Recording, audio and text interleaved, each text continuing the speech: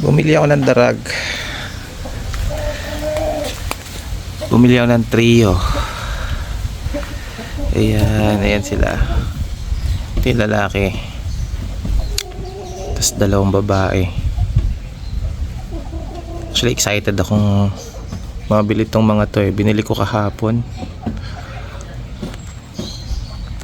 Ayan. Yung isa sa likod, ang ganda eh. Dilaw. Tapos ito, medyo orange. So ayan. Dito ko muna sila nilagay. Wala pa silang kulungan. Nagawan ko pa. Yan, ganda. Ito yung mga Rhode Island Red ko. Tinabi ko muna. Okay. Yun yung isa. So bali 3 months pa lang to. Nag 3 months sila ng September 14. Ayan, gagawin ko silang breeder. Pero ba't nga ba ako bumili ng darag?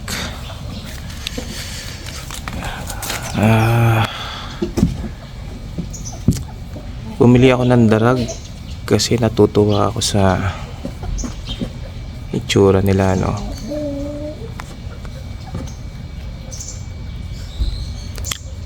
At yung paa, yung gusto ko dark type na fit, although maliliit sila, no?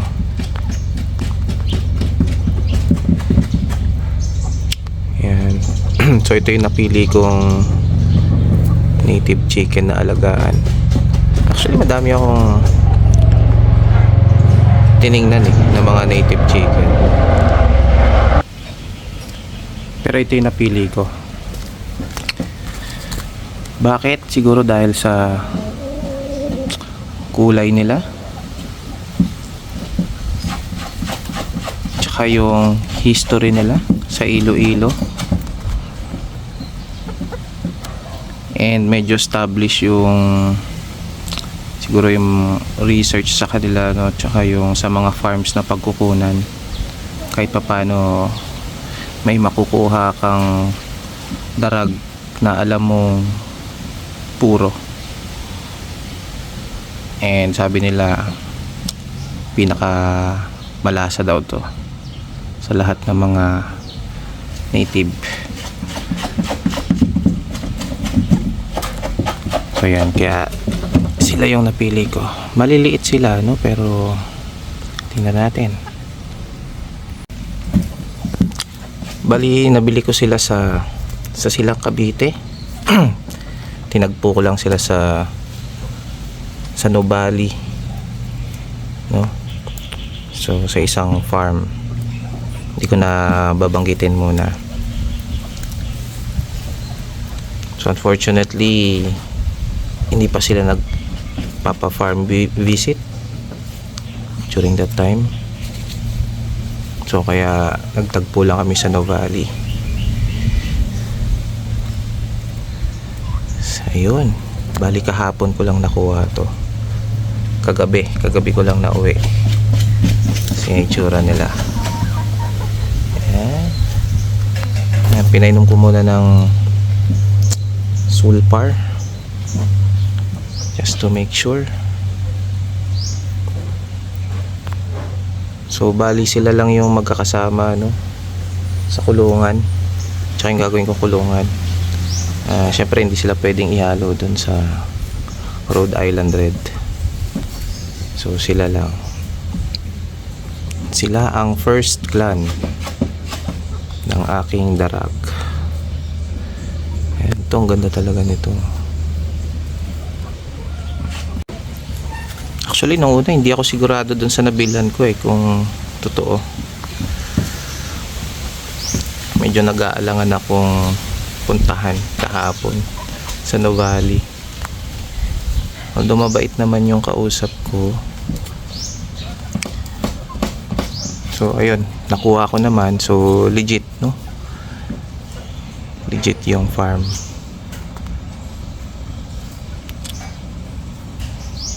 Ayan. Bali hindi na ako nakapili talaga no ng manok na bibiling ko. So ito lang talaga yung pinaka, well, ito lang yung available sa kanila. 3 months old. So sila lang yung magkakasama, trio. And wala pa naman akong alam masyado sa darag, no, kung paano titingnan kung puro ba o hindi. Pero ang alam ko lang, definitely itim yung paa. Tapos yung sa balahibo nila may dilaw. Yan yung sa babae, may dilaw sa gitna. Sa lalaki, actually hindi ko alam kung paano titingnan kung puro, no. As long as na healthy. So yan, mukhang okay naman sila. Wala namang sip-on. So goods. So ayan, nung nalaman ko na okay naman, actually hindi ko na nasilip yung manok, no, nung binigay sa akin kasi naka-karton and mahirap naman ilabas, baka makawala, mahirap huliin tong mga to.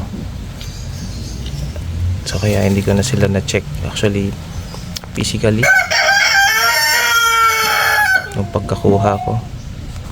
So sinakay ko lang sa sasakyan tapos biyahe na. So kagabi umulan pa. So nilagyan ko na lang ng yero, no, para hindi sila mabasa. Okay. Actually nakakatuwa nung una kong nakita eh. So ngayon lang ako ngayon ko lang nakita yung darag actually ng malapitan. Ito talaga, ganda ako dito. Dilaw. Ganda nito. Itong isa medyo orange eh. So ayan. Kagabi medyo mailap pa sila eh. And kagabi bago ako matulog, hinimas ko muna sila isa-isa para mapalagay yung loob nila sa akin.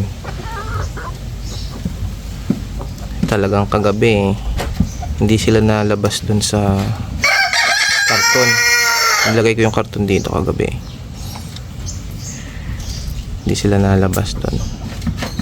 So hinimas-himas ko muna sila. Talagang mailap. Tapos kayo ng umaga, yan, hinimas-himas ko ulit sila. Nung nilapitan ko sila ng umaga, talagang nagtatago sila, nagtatakbuhan sila dun sa sulok. No, medyo takot pa. Kaya kanina umaga hinimas ko ulit sila isa-isa. Ayan, para mapalagay yung loob. Ngayon medyo nalapit na tong isa. So medyo nasasanay na. Kasi mahirap pakawalan to dito, baka hindi ko mahuli. Isa natutulog, pagod. Ganda. Ayan, bali yun lang, no. So ito yung nabili kong darag, 3 months old. So plano ko dito breeder, no. Hindi naman ako magbebenta ng CCO, personal consumption lang muna, and definitely i-maintain ko yung lineage nila. So ayun, kusa ngayon isang trio lang muna, and pag medyo nasanay akong alagaan tong darag, paano ako makakabawas ng gasto sa feeds, magdadagdag ako ng mga 3 pang trio ulit, para apat na trio. Ngayon